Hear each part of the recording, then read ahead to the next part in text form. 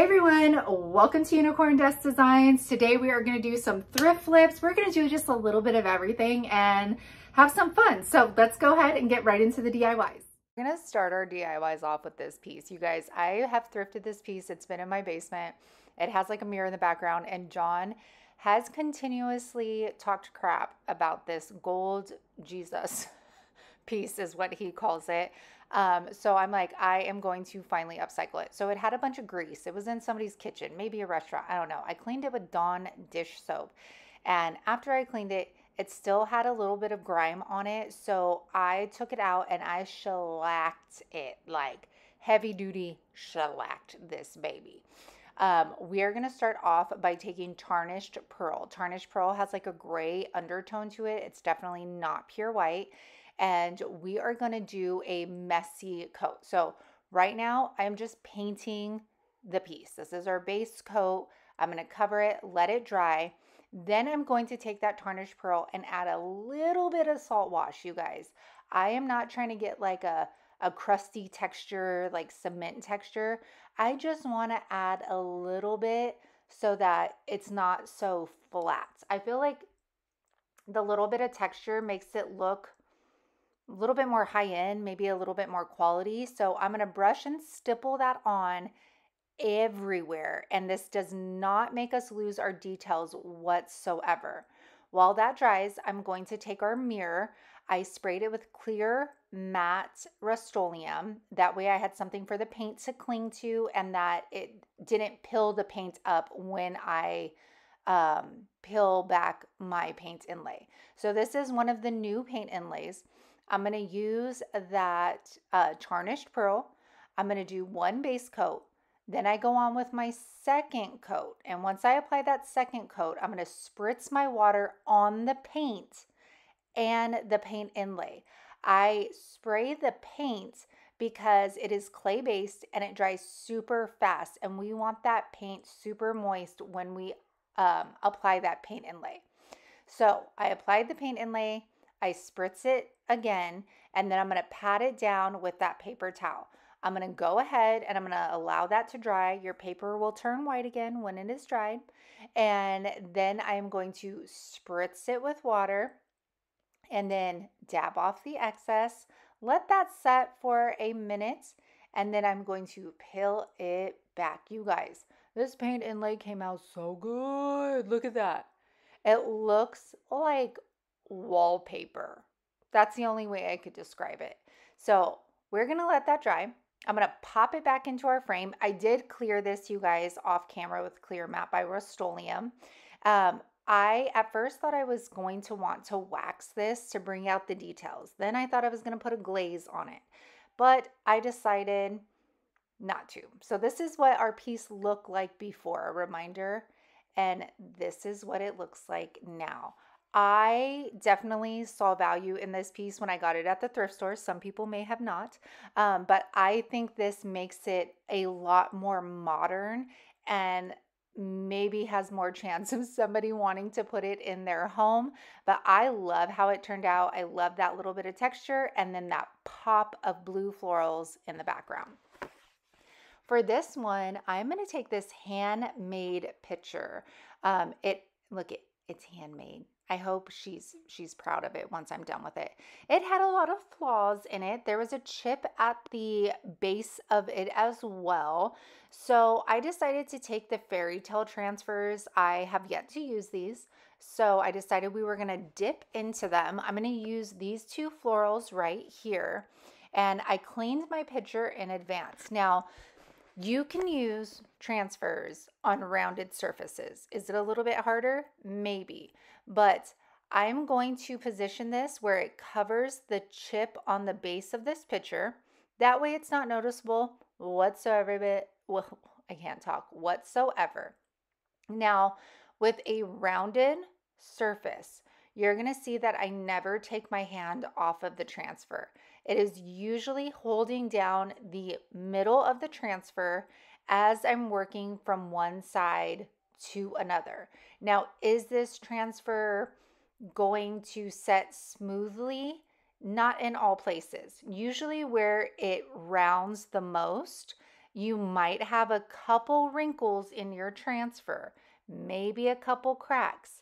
That is not a big deal, my friends. It still looks absolutely amazing, which you will see, because this transfer that I'm showing you right now, there were some wrinkles in like the pink rose, and you don't even notice it once it's done.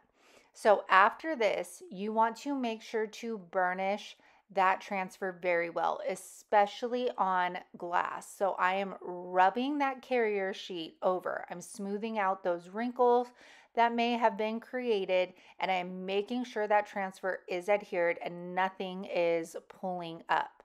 I'm going to take that second transfer, it's the same exact one, and I wrap this one around the back. I'm going to hold it in place. If you're a beginner, holding it in place with painter's tape helps a ton. So highly suggest that. And then we're going to, again, start from one side and work our way other. I was kind of lucky because the transfer was just kind of releasing for me. So it made this part super easy. I'm also going to go back into this transfer book, and y'all, they had this one butterfly, only one. And it is so beautiful. I wish they would have just done like a page of these butterflies in different sizes. All right, so I put that on. Now to clear this, or I should say set it, I'm going to take clear wax and I'm going to buff it into the transfer.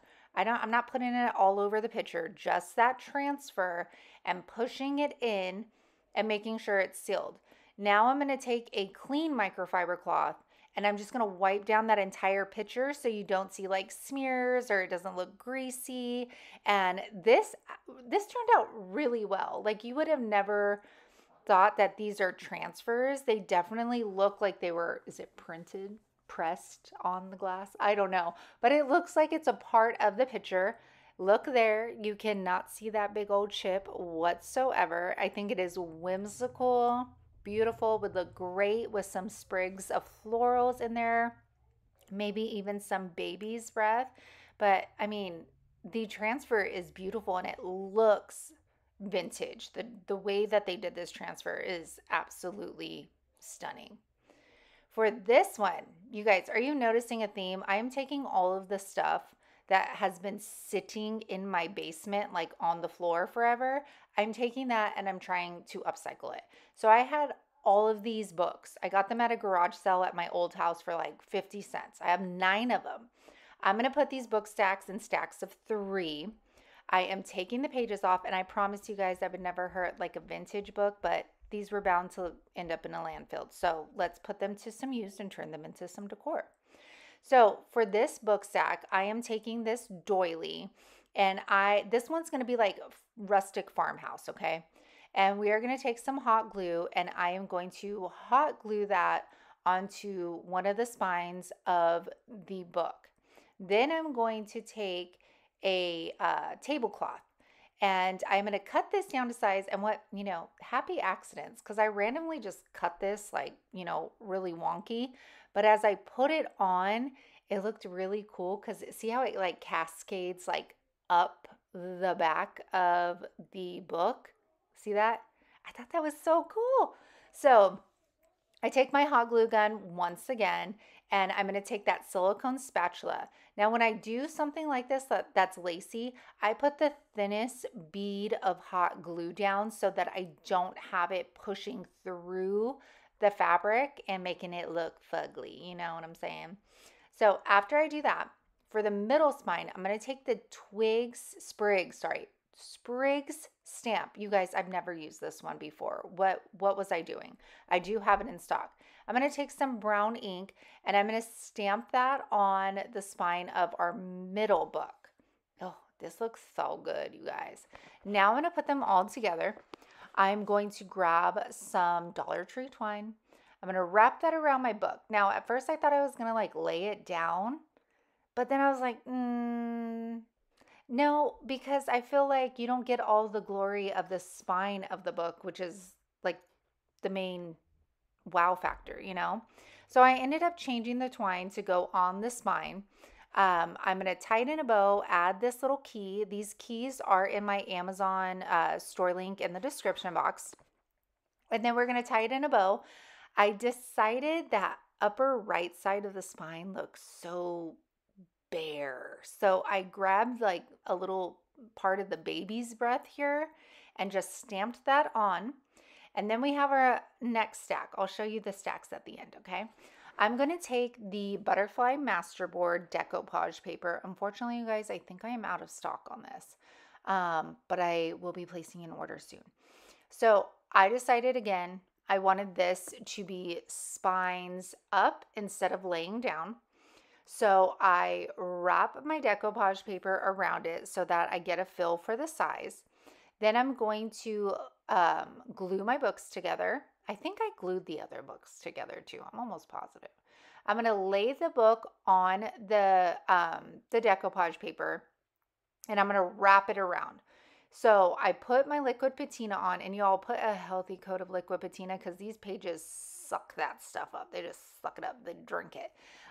So I did have to go back and add more. Then I'm going to go towards the spines, and again, a healthy, generous coat of that liquid patina. And I'm going to like pull the decoupage paper as I'm putting it over the spines because I want it tight. I don't want there to be air bubbles or anything. And I'm going to press that down. Then I'm going to go and do what is going to be the back, I guess, of our book. So after I do that, I do clear it again with the liquid patina on top to seal that paper in. And I decided to rip the excess paper off. I decided to do this because I didn't want it to look pristine. I wanted it to look older and weathered. And this gave me like definitely the look that I was going for. So I ripped those off. And then I'm going to take a craft knife. I'm going to cut the paper in the middle of the spines. I do get some liquid patina to kind of like press that paper back down. Taking some twine once again, I'm going to wrap it around and tie it off. I'm going to take these 3 butterfly resin castings. I did restock the Monarch mold, you guys. Y'all completely sold me out on that IOD release video, but I did get more, so snag them now. I'm going to paint them in bohemian blue, and then because you guys know I am bougie, I am taking these gemstones, I don't know what they're called, crystals, rhinestones. I bought these after doing that paintbrush because I was like, I want to do so much more. And then I remembered it and I was like, let's make these butterflies fancy. So on each butterfly, I'm going to do a different like coordinating color to the decoupage paper. So I did some yellow, these like bright green ones, and then on the last butterfly I did some black and some crystal clear gems as well. I stuck an old clothespin in there that was wrapped with lace, and then I'm going to hot glue my butterflies to this book stack. And you guys, this came out so gorga. I have a thing for butterflies lately, I guess.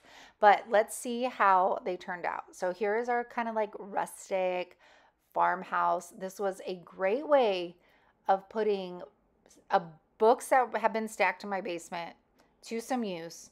I could sell these. I think they're absolutely beautiful. And I'm sure y'all have like the Danielle Stills, books in your basement somewhere. So take those out, start crafting. I don't know if you're going to read them again. And here is the butterfly book. I'm obsessed with this one. Look at that. And I love the front because I did not paint any of the pages white. So the book in the front says book 1, and you can see it through the decoupage paper. See it? Book 1.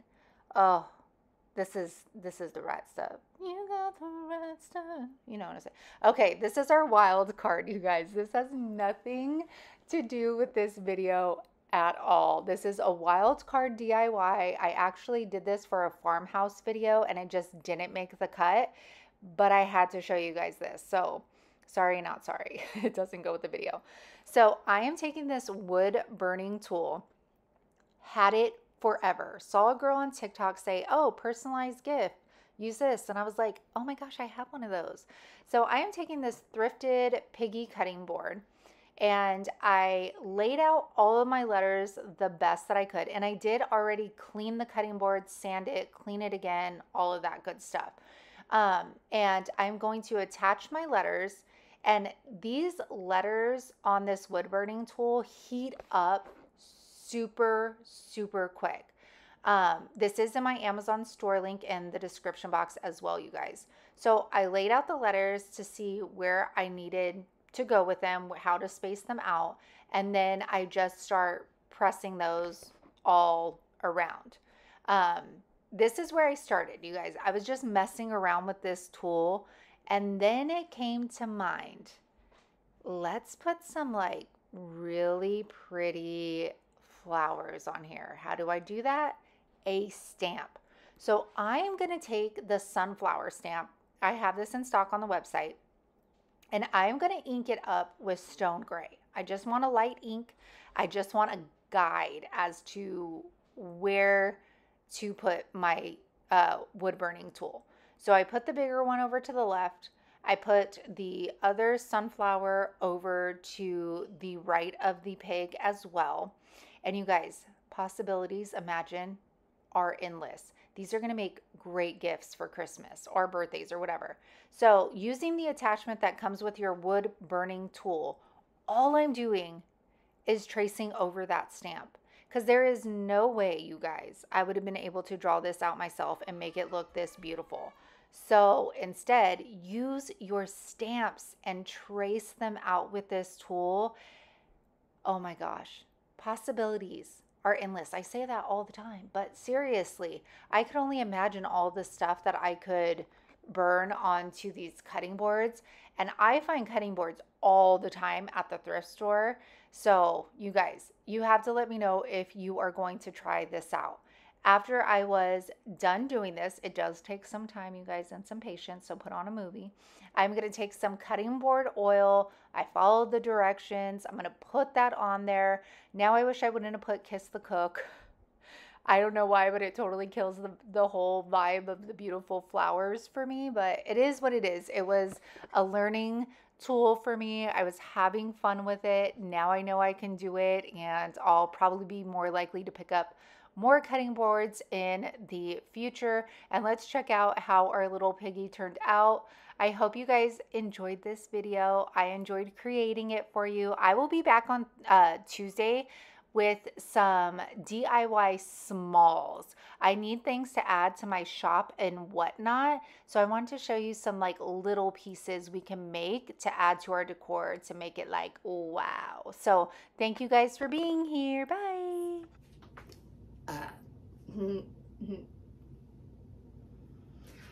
You guys, so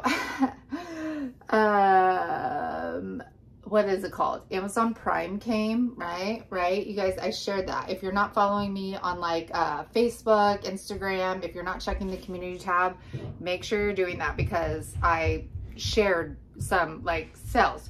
Well, one of the things that I got were these like silicone molds of like a lotus flower. I've never done anything like this before. And learning curve, this is how much resin I poured into this thing, and needless to say, I did not pour enough. And I mixed it with like the dye, and as I'm taking it out, I'm like, oh man, that sucks, but I am going to make this into a crown. Yeah, fabulous. Like maybe for my kitty. Did you guys see my my stories? My big cat. You guys, I don't even own a cat, but I'm obsessed with buying cat stuff. Right? Yeah, I know, weird obsession. But yeah, I'm gonna make this into a crown. You guys, if you didn't see my post, I got this one, and I'm keeping the brown one with the bugged eyes. John thinks that it's super creepy, but whatever. And then see the yellow one up there? That one I might sell and put on my website. I don't know yet though. I don't know if I'm ready to give up the cats, even though I don't have cats, and you know, okay. All right, you guys, I hope you guys have been having an amazing week. I hope that you guys are able to have some time for yourself to craft and get creative. And I always appreciate the support that you guys give me, watching my videos, shopping the website, heading to whatnot, whatever it may be. Thank you so much for the support. I love being here with you all. I love always chatting with you all on the premieres. So with that said, you guys, bye.